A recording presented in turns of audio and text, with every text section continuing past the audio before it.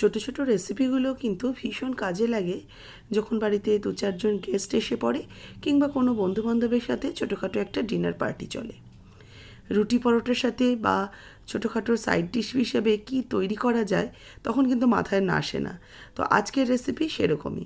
এর জন্য আমি একটু বোনলেস চিকেন নিয়েছি, তাতে নিয়েছি বেশ খানিকটা রসুন, প্রায় একটা রসুন পুরোটা নিয়েছি। এখানে প্রায় 20-25টা মতো রসুনের কোয়া রয়েছে। রয়েছে গোলমরিচ হাফ চা চামচ, গোটা ধনে হাফ চা চামচ, নিয়েছি গোটা গরম মশলা, এলাচ, লবঙ্গ, দারচিনি, কাঁচা লঙ্কা আর শুকনো লঙ্কা। এবার এই যে মশলাগুলো আমি নিয়েছি এগুলোকে মিক্সিং গ্রাইন্ডারে একদম জল ছাড়া কুটে নেব। এটা কিন্তু পেস্ট হবে না, একটু দানা দানা থাকবে। প্রথমে রসুনটা দিয়ে দিলাম, শুকনো লঙ্কাগুলো ফাটিয়ে দিয়ে দিলাম। আর যদি কেউ ঝালটা পছন্দ না করেন তাহলে যে কোনো একটা লঙ্কা দেবেন, কাঁচা লঙ্কা বা শুকনো লঙ্কার পরিবর্তে যে কোনো একটা। এর সাথে দিলাম কিছুটা ধনে পাতা ডাঁটিগুলো, পাতাটা কিন্তু দিইনি। দেখুন মশলাটা গ্রাইন্ড করা হয়ে গেছে, একদম দরদরা করে এটাকে কুটে নেওয়া যেটাকে বলা হয় সেরকমভাবে নিয়েছি। দেখেই বুঝতে পারছেন কীরকমভাবে আমি এটাকে মিক্সিতে ঘুরিয়েছি, প্রায় কয়েক সেকেন্ডের জন্য। এবার কড়াইতে হোয়াইট অয়েল দিয়ে দিয়েছি। তেল গরম হয়ে গেলে এই প্রথমেই যে আমি মশলাটা তৈরি করে নিলাম সেটাকে দিয়ে দিচ্ছি। মিক্সি যদি না হয় তাহলে কিন্তু আপনারা হামালদিস্তার মধ্যেও এটাকে থেতো করে নিতে পারেন। এই মশলাটা যেটা তৈরি করেছি, এই মশলাটাকে এবার বেশ কিছুক্ষণ একটু নাড়াচাড়া করে নেব। যেহেতু কাঁচা রসুনটা রয়েছে, এর কাঁচা গন্ধটা চলে যাওয়া পর্যন্ত রসুনটা এর সাথে ভালো করে ভেজে নিচ্ছি। মিনিট 2 মিডিয়াম আঁচে রেখে মশলাটাকে একটু ভাজা ভাজা করে নিয়ে দিয়ে দেবো চিকেনের টুকরোগুলো। চিকেনটা এখানে আমি বোনলেস নিয়েছি, আপনারা চাইলে কিন্তু ছোটো ছোটো টুকরো করে হাড় শুদ্ধ মাংসও নিতে পারেন, তবে মাংসটা কিন্তু একটু ছোটো টুকরো হলেই খেতে ভালো লাগবে। এবার এই মাংসটাকে এই মশলার সাথে একটু ভাজা ভাজা করে নেব।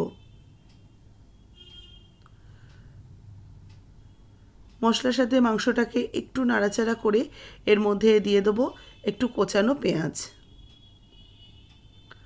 এখানে কোচানো পেঁয়াজ একটু দিয়ে দিলাম, আর তার সাথে দিচ্ছি আরও একটু কোচানো রসুন, আর এর সাথে দেবো টমেটো কোচানো। এখানে টমেটো নিয়েছি একটা, পেঁয়াজ নিয়েছি একটা একটু বড় সাইজের, রসুন প্রায় 7-8 কোয়া রসুন আমি ছোটো ছোটো করে কিমার মতো কেটে নিয়েছি। এবার টমেটোগুলোকেও আমি কিন্তু ছোটো ছোটো টুকরো করে কেটে নিয়েছি। এর সাথে দিয়ে দিচ্ছি স্বাদ মতো লবণ, দেব একটু হলুদ গুঁড়ো, হাফ চা চামচের মতো হলুদ গুঁড়ো দিলাম, আর হাফ চা চামচ দেবো কাশ্মীরি লাল লঙ্কার গুঁড়ো। এবার এগুলোকে একসাথে চিকেনের সাথে মেশাতে থাকবো। যেহেতু চিকেন আমার বোনলেস আর ছোটো ছোটো টুকরো করা রয়েছে, চিকেন কিন্তু খুব চট করে সেদ্ধ হয়ে যাবে।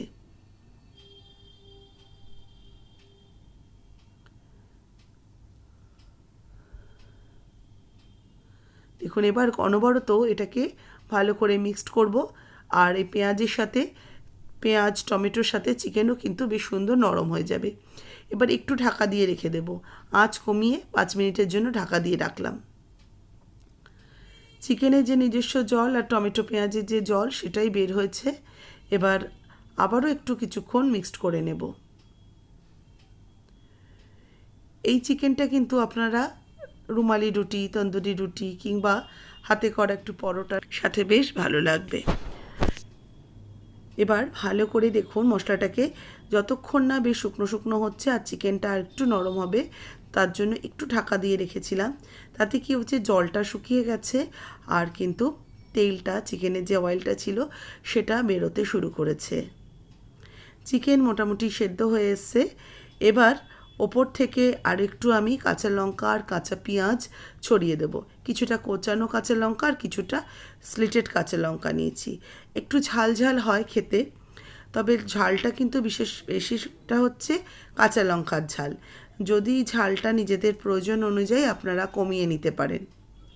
এবার আরও একটু আমি ধনেপাতা কুচি ওপর থেকে ছড়িয়ে দিচ্ছি। ধনেপাতাটা দিয়ে একটু হালকা হাতে মিশিয়ে নেব। ব্যাস তৈরি হয়ে গেছে আজকের এই একদম অসম্ভব সুন্দর একটা ঘরোয়া মশলায় দারুণ স্বাদের একটা চিকেনের রেসিপি। সবসময় তো ঝোল বা কষা খাওয়া হয়, আজকে একটু অন্য মশলায় অন্য রকমভাবে এই চিকেনটা করে দেখতে পারেন। রুটি পরোটার সাথে কিন্তু ভীষণ ভালো লাগবে। তাছাড়াও আপনারা অফিসে লাঞ্চ বক্সে এটা নিয়ে যেতে পারেন। পরোটার সাথে, হাতে গড়া পরোটার সাথে এরকম একটা চিকেন থাকলে আর কি লাগবে। রেসিপি ভালো লাগলে লাইক শেয়ার করবেন, যারা নতুন দেখছেন সাবস্ক্রাইব করে নেবেন, যারা ফেসবুক পেজ থেকে দেখছেন পেজটাকে অবশ্যই ফলো করে নেবেন।